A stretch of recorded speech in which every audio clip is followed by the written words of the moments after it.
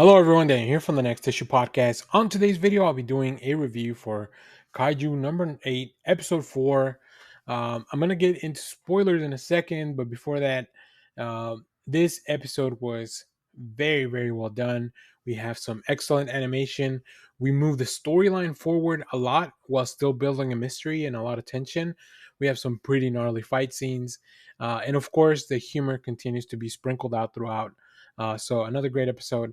Really enjoying, like, Kaiju number 8 may be my favorite thing that's coming out this for the spring rollout.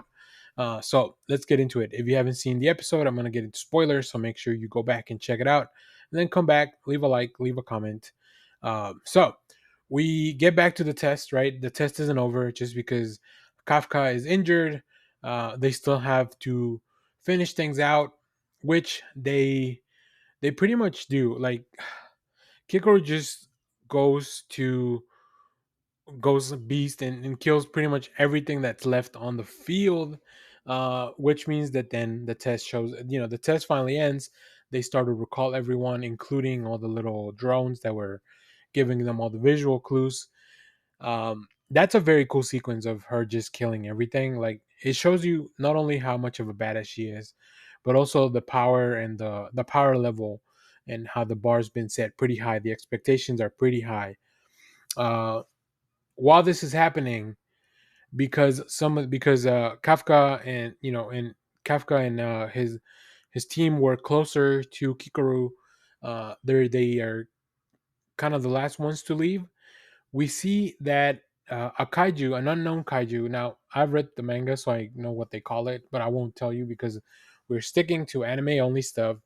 Um, an unknown kaiju shows up and reanimates all the dead kaiju. I don't know exactly what they didn't go really into how that worked, the power set of what was going on, but it reanimates all the kaiju that are been in the field that are dead, which means that everybody was caught off guard, including Kikoru.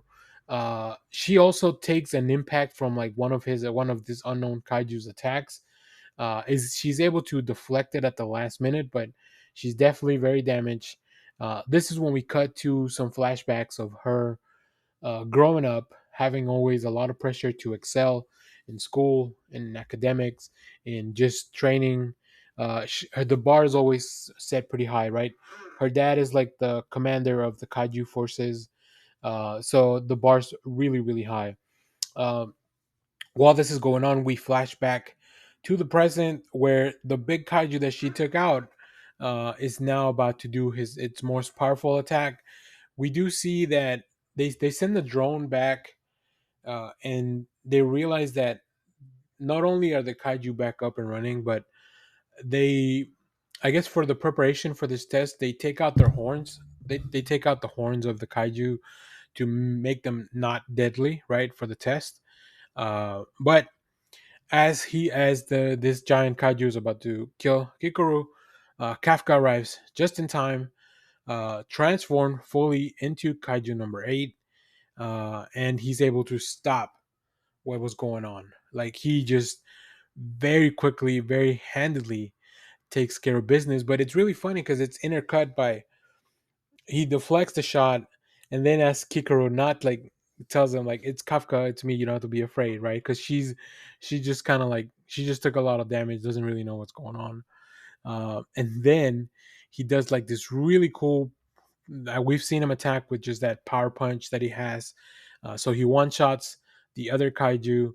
Really cool visual of, like, the skin coming out first. Like, he hit him so hard that the skin came out first off the bones. Like, the skin came off the muscles, and then the bones just kind of exploded all at the end. That was a really cool visual.